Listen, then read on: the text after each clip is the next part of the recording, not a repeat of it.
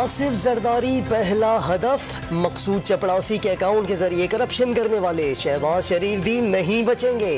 Mister Fazlu को भी अरबों रुपए के असासों का हिसाब देना होगा।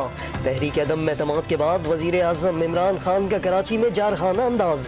तहरीक अदम एतमाद ऑपोजिशन की सियासी मौत करार दी है।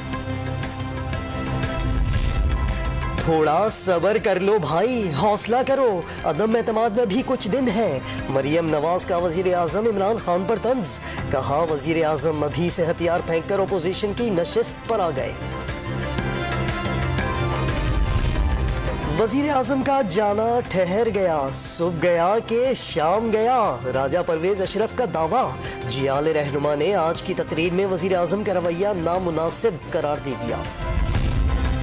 नवाज शरीफ और आसिफ जरदारी ने हॉर्स ट्रेडिंग की बुनियाद रखी। तारीख गवाह है, माजी में अदम एतमाद की तहरीक में नोटों की बोरियां खोली गईं। फवाद चौधरी का दावा। और वजीर आला पंजाब को हटाने के लिए तरीन ग्रुप सरगर्म। चौधरी परवेज इलाही से ताउन मांग लिया। पंजाब तबाह हो चुका, तरीन ग्रुप का दावा।